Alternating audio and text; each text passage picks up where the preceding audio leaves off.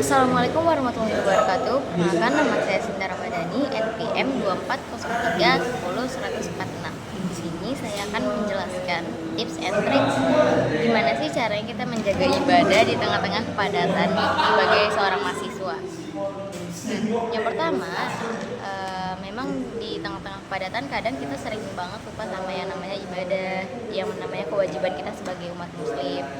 Salah satunya yaitu sholat, sering menunda-nunda dan segala macamnya. Nah, di sini saya akan membagikan tips. Yang pertama yaitu kita harus bisa nih memprioritaskan waktu ibadah. Kita harus bisa menjadikan ibadah sebagai agenda utama dalam jadwal harian. Nah, bisa juga kita gunain alarm gitu atau pengingat untuk sholat, zikir atau membaca Al-Quran. Jadi misal kayak misalnya bangun tidur, kita biasain masang alarm itu bukan untuk jadwal kuliah pagi, tetapi untuk sholat subuh gitu.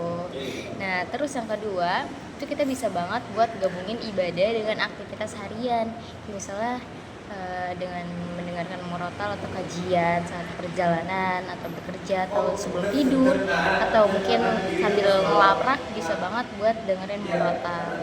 Nah, yang kedua itu kita harus bisa nih yang namanya manfaatin waktu luang. Jadi semisal kita lagi ada free, lagi nggak ada tugas-tugas sudah selesai semua dikerjakan, nah kita bisa buat nyempatin beribadah gitu, untuk mendekatkan diri kepada Allah, untuk sholat sunnah, untuk berzikir dan segala macamnya. Nah, yang paling pentingnya itu adalah yang keempat nih, kita harus punya niat yang kuat. Jadi kita juga harus niatin, kayak misalnya kita di minggu ini pengen banget buat mulai perbaikin jadwal sholat kita, buat nggak nunda-nunda sholat, terus juga pengen banget buat lebih dekat kepada Allah gitu. Nah, yang terakhir dari segala 4 tips dan trik di atas itu, tentunya kita juga harus jaga konsistensi tersebut. Jadi kita harus disiplin untuk menjalankan ibadah kita sehari-hari supaya bisa menjadi sebuah rutinitas yang nggak terganggu lagi.